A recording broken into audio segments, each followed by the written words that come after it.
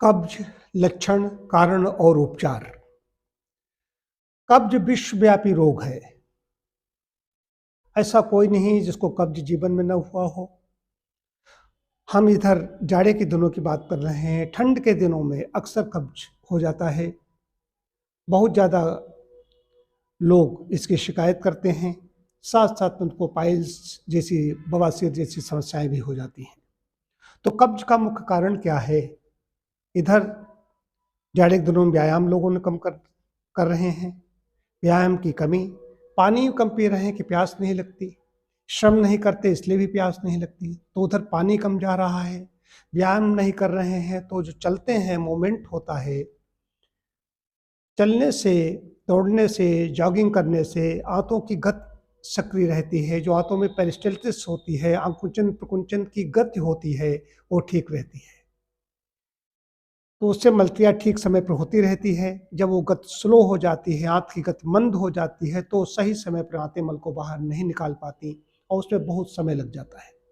और कई बार ऐसा होता है कि समय इतना ज़्यादा लगता है, समय लगने के साथ-साथ में भी ज़्यादा समय में भी नहीं, 2-2 3-3 दिनों में जब मल बाहर नहीं निकलता, ऐसी स्थिति में वो लैक्सेटिव तमाम प्रकार की विरेचक दवाओं का इस्तेमाल करते हैं। कई प्रकार के चूर्ण का इस्तेमाल लोग करते हैं, जिससे उनका पेट साफ होता है।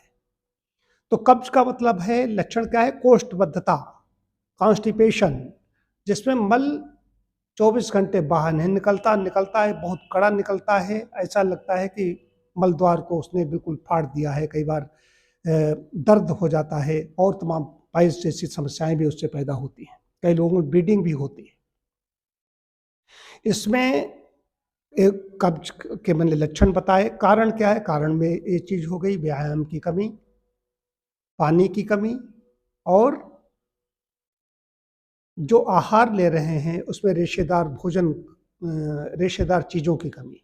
रेशेदार पदार्थ जब कम होंगे तब भी ऐसी स्थिति हो जाएगी। उपचार क्या है? उपचार के लिए इसमें एक तो सुबह उठ करके उषा पान करना है।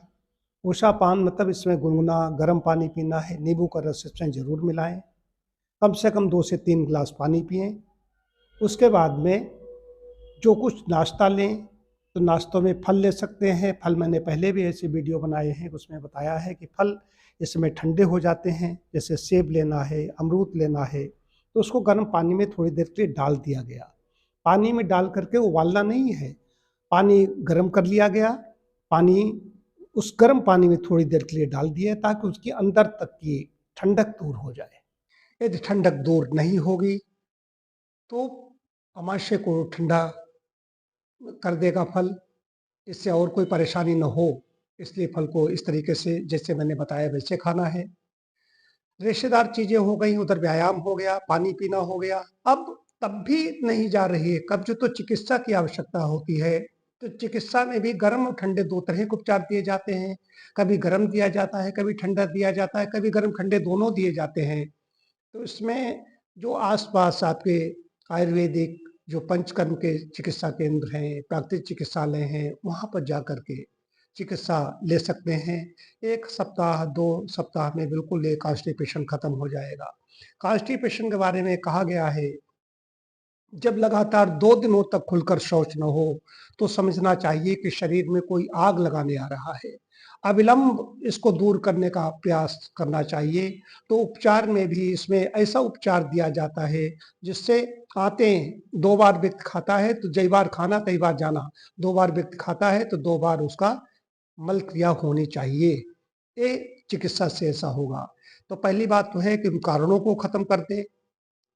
जो कारण है, कारण बिना कार्यम कदाचन न विद्यते, कारण समाप्त होने पर वो जो कार्य है, कब्ज है, खत्म हो जाएगी। कारण को दूर करने पर भी जब न जाए तो चिकित्सा की आवश्यकता होती है।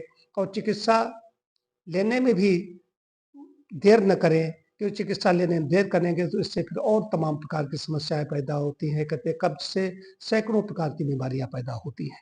तो कब्ज न होने दें, हो जाए तो उनके कारणों को ढूंढ करके कारणों को दूर करें। ये तब भी नहीं जाए तो प्राकृतिक चिकित्सा लें।